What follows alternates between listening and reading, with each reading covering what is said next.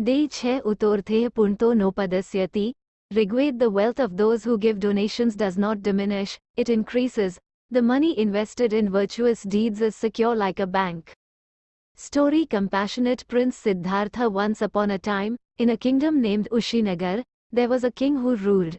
The king's name was Shivi. He was a great emperor and was famous for his greatness and compassion. It was said that no one returned empty-handed from his court due to his generosity.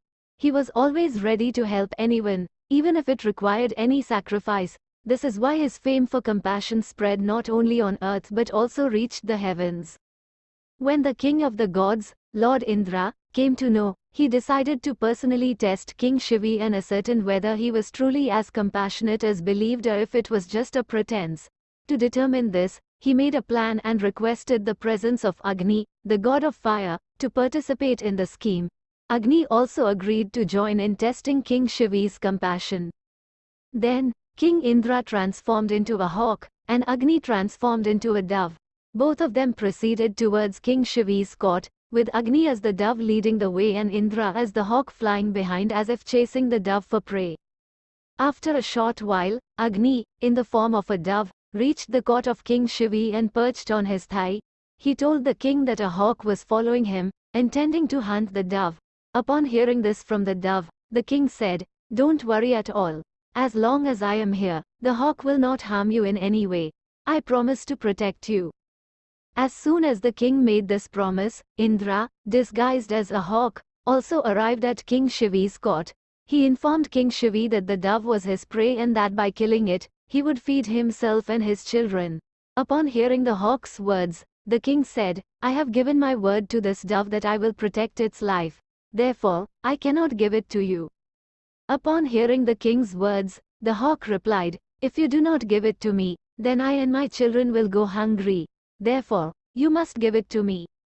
Upon hearing the hawk's plea, King Shivi pondered for a while and began to contemplate. After some thought, King Shivi said to the hawk, "If I give you meat equal to the weight of the dove, then your hunger and the hunger of your children will be satisfied. In this way, the life of the dove will be spared, and my promise will also be fulfilled." Upon hearing this from King Shivi, Indra, appearing as the hawk, agreed to the proposition but placed a condition before the king. The hawk said, "King, I am ready, but you have to provide the meat equal to the weight of the dove from your own body." Upon hearing the hawk's condition, the king thought about how much the dove weighed.